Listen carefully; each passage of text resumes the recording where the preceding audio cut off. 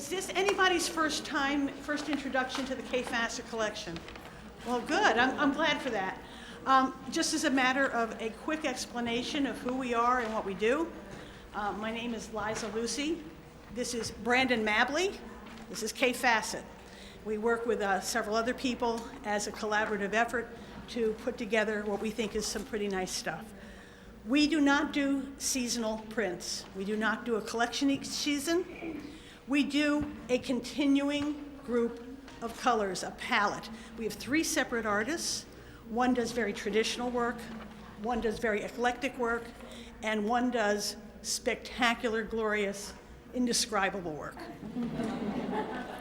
When Kaffe started this, he wanted our line to look as though you had gone to a scrap shop and just picked up various things. So you're never going to come to us and find a focus fabric and things that go with it, because we think they all go together. So, without further ado, now that you understand everything that you need to know about us, I'm turning this over to Kaffe Fassett and Brandon Mabley, who are going to tell you about our latest book.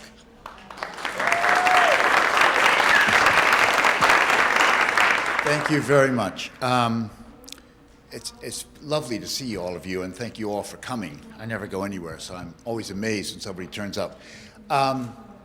I think we'll just start out by saying that the reason that I design fabrics is so I can put them into a quilt, which is always very exciting to have that process of actually cutting the fabric and putting it in and learning so much that you learn from that process.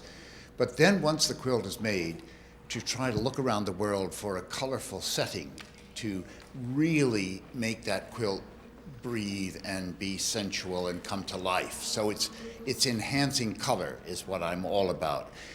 So we try to we always have a lot of different moods in our quilts, you know, from the very, very soft kind of neutral colors right through to the hottest reds and everything in between. So we're always looking for a spot that has a lot of variations. And like we found a little village in Wales that had, it was like a little Italianate village, and we were able to go from a yellow exterior to a blue one to a pink one in a matter of minutes, and that was very exciting.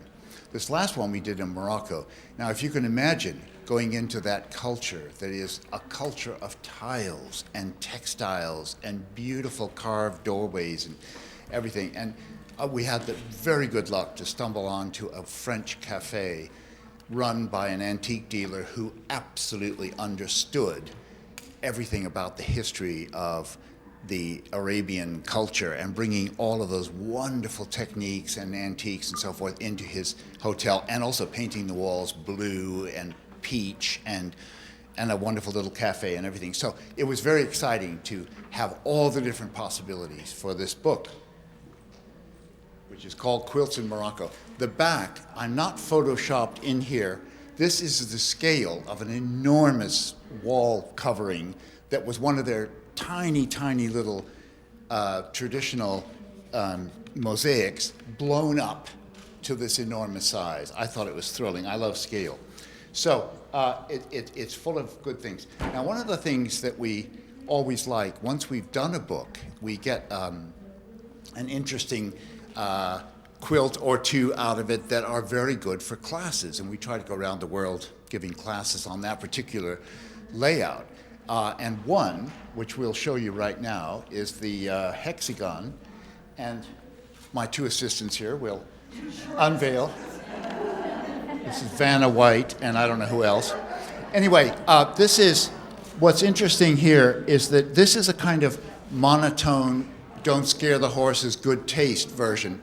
We've now done many, many versions of this. I've changed the name from Mediterranean hexagons to stars, hexagon stars, because what we've done is encourage people to use a lot of very, very interesting wild fabrics in the points, making the most amazing stars. It makes, and if you want to see it, just go to one of those things called Facebook. I have no idea what it is. It's just something out there in the ether, but evidently it's all recorded and all of our workshops are there for you to see. We used basketball prints, baseball prints, golf ball prints, fabulous things thrown into the mix, and it was very, very exciting. Yes, and we would like you to teach. Now, the way that we teach, I'm going to scream over my shoulder because I don't have the microphone here, is we have this work wall that is a piece of flannel that we sell by the yard. You simply stick a piece up, press it on with your hands, and shazam. And it's got a grid, so you can actually line things up in lines if you want to be precise. And you get to see your whole quilt laid out, as it were, and then able to switch it around, take out what is not working, etc. It's a wonderful way of working, and we do encourage you to take any quilt from the book that you like the look of or you think that your customers can cope with, and do workshops. You don't have to have us there to give a fabulous workshop. Just be sure that you encourage them to use lots of color. And lots of color can mean 50 Shades of Gray. They might get, sidetracked reading or something. But, it can be actually very, very subtle. It can be white on white. Some of these hexagon quilts that we did across the country were absolutely white on white. They were just the most delicate pastel things. It was a treat to see them. So that's the kind of thing that can go on. And I'm going to hand over to Liza. I do want to tell you that this flannel design wall that Kate had made to his specifications is after a long series of trying out every design wall available. This is what we feel is the best one you could possibly come up with because we have worked so hard at this. It's a neutral color, which is gray, it's not white. We have learned through years and years and years of teaching that those people working on a neutral like this get done faster. The white is not like headlights, you're not working against a very tough color. The grid is subtle so that you can just stay on target. It's not meant for you to only use with 2-inch squares. And it comes on 15-yard bolts, or the way I think it's best to sell, it comes 60 yards, I think, or possibly 30, rolled on tubes. And we've had many stores line their entire classroom with this fabric. And it's very effective. And the expensive version? There's a travel version. It comes 2 yards serged in this tote, or it comes yellow or in red. And the size is for a small OmniGrid board. And on the back, there is room for the ruler and your cutter, and it goes to class. So we have some more quilts to show you from Quilts in Morocco. I'd like to elaborate also. This is, I'm Liza's sister, by the way. And I'd like to announce, I would like to officially announce that I'm in love with Tula Pink. I love you, Tula. Okay, to be on a serious note, when Kaffe and I are designing fabrics, we're not designing a cabbage or a pig or a set of dots. We're designing a texture. So very often when we're showing a customer a fabric, what we're wanting them to do is to isolate it. Now, one of the things that Liza taught us when we're designing is think about units like such. And so when you're showing your customers, a couple of things I think also might be an effective tool that you could have in the shop. That's 2 right angles that are maybe a black or a grey. So you can hold it against the bolts of fabric, and you can isolate it, reduce it down from being whatever image it might be, and then it just becomes more appealing to them. Because sometimes when they see it on the bolt, they're like, what am I going to do with a cabbage the size of my head? Cut it. I'd say cut it out, honey. The reason that we're showing you this particular quilt from Quilts in Morocco, which, by the way, is shown in the most beautiful carved doorway in the Kaffe Fez, we are really trying to encourage people to get back into our shot cottons and our stripes. These are all hand-woven in India, and we did a whole book called Stripes and Shots, which has been a big seller, and it's very exciting. We're also bringing out another project I'll just throw in here. This is a small projects book which also uses the stripes. So it's just, and if you're wanting to know about what is in the line, we have these beautiful folders showing all the shot stripes and the stripes and the shot cottons. This is where we began. These are our first fabrics. So that's when Brandon and I went out to the jungles of India and got these poverty-stricken villages to start weaving incredible colors. And they were for no market. I mean, you know, the Oxfam, who sent us, had no idea how to market them. I think they made one shirt for Johnny Depp, but that was about it, you know. So we started giving them to patchworkers, and wow, did they do a fabulous job. And so suddenly we were getting these incredible quilts made with these stripes, and were asked to add a few flower prints. And when I did Shots and Stripes, I was going to call it Where Have All the Flowers Gone? Because it was solid colors and stripes only. If any of you would like a copy of one of these folios, early birds, we have a stack of them on the Westminster stand, But they're going fast. which is the 1600 aisle. 17. 17. Yeah. What are we talking about here? Oh, this is... One of the things that I want to get across is the big cabbage roses and the shots and the stripes. It's all just color to us. This combines all of them, all the newest fabrics we have and classic fabrics that we keep in the line for many, many years. When you do a block of the month at your store, you can rely on this company to have longevity, because our fabrics will stay in line as long as 15 years. One of our best-selling fabrics is our very first fabric. But do mix shots, stripes, florals, plaids. And for block of the month, that makes a good deal, because you know how difficult it is when you're doing block of the month and the fabric runs out. Yeah, so these are new ones. I'm very, very excited by this one for Philip Jacobs. Incredible colors and huge flowers that Fussy cut. Brandon doing one called Victoria. And this one's called Thousand Flowers, because we couldn't think of another name. That one's called Labels. It's little kind of overlapping labels.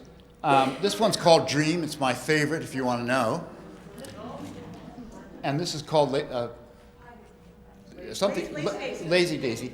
Thank you, everybody. Yeah.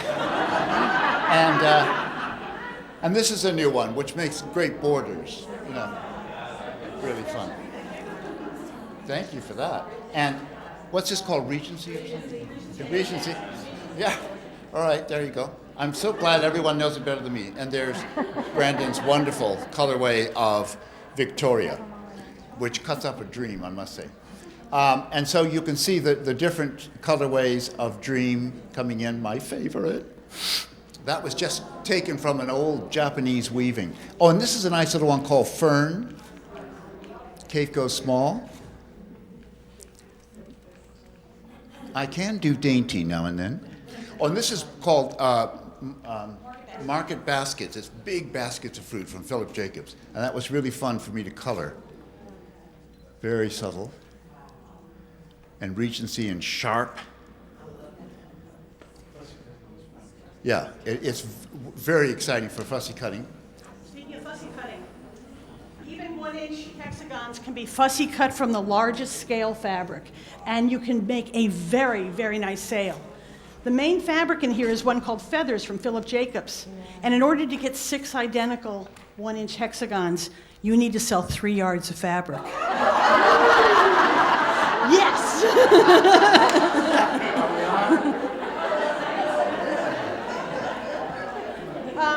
So we have one other new project that works a little teaser. Now, I'm always mentioning that the easiest, Kaffe and I are just finishing a 6-week workshop tour. We left England on the 23rd of May. We were in Atlanta, Tennessee, Florida, New Jersey, Canada, Seattle, Santa Barbara. Where after then? New Hope, we're here, and then we go to Florida, back up to New Jersey, and then we go to Tokyo. Apparently it's the new hub. No, I'm just making sure you're all awake. We've got an exhibition that if any of you are in Yokohama, come and see us out there. It'd be nice to see a familiar face. And we finally get home on the 10th of November. Now, a lot of people ask us, do we get tired of what we're doing? Well, yes, it is tired. You guys get tired after a day at the shop. But there's nothing more rewarding than stepping out there and seeing how people respond to our fabrics. So if any of you would like to have us come and visit your shop or host a workshop, then please speak to Westminster. Otherwise, an easy way to keep up with our movements is to join the Kaffe Fassett Studio newsletter. I send that out about 2 to 4 times a year. Last year we had 2 major exhibitions in the UK. We have another major exhibition opening in the UK next year of old traditional English quilts done, and we've done our version of those quilts.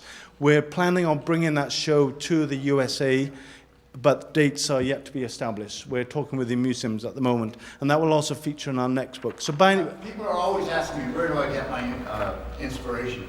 Mostly from antique quilts, and so it's amazing to be let loose in a museum and be able to actually pick out my favorite quilts from that museum and do a version of it. And that's going to be the show that will come.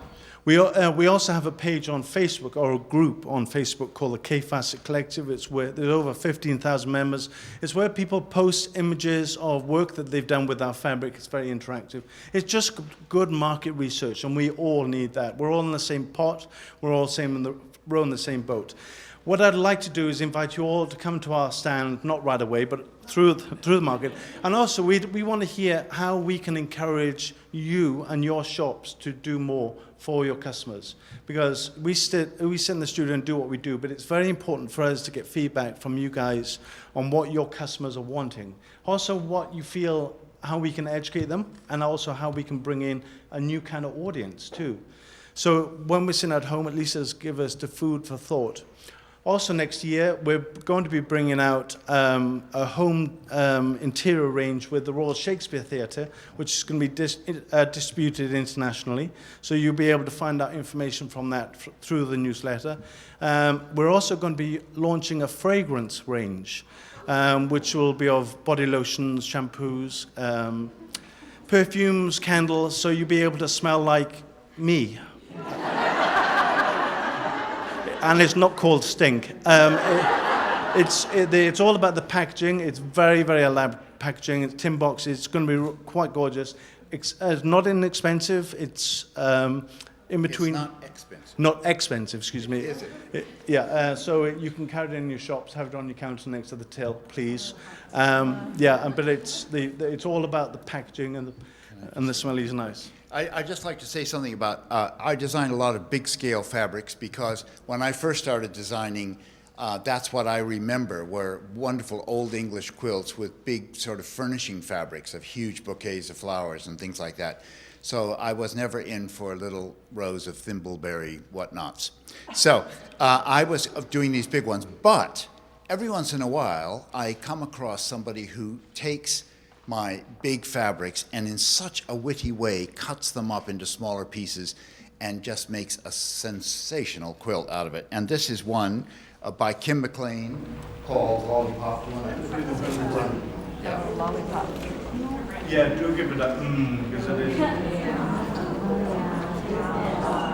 So this is called Lollipop. It was done originally on a white background, but being Liza, she put it on chocolate. This is one of Kim McLean's, but we have another one to show you, which is just totally out of sight. By the way, Kim McLean is an Australian, and we are great fans, and 5 of her quilts are going to be on exhibition here this year as part of the 500 traditional quilts that are in the book that Carrie has chosen. About fussy cutting. These are all fussy cut, so you sell a lot of yardage because to get 2 roses in opposition to each other is what is key.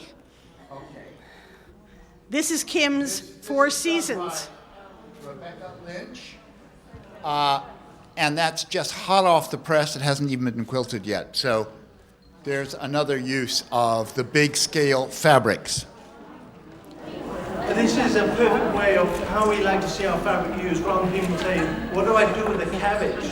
Well, cut it out, honey. And have fun.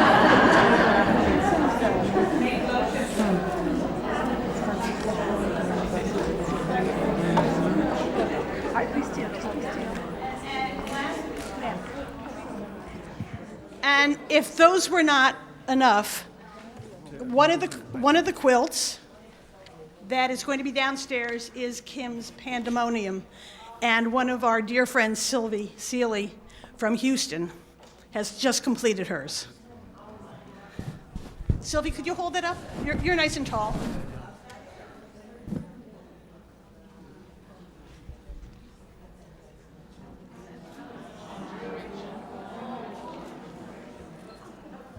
Sorry? Yeah. So we all come from the school of design that says anything worth doing is worth overdoing.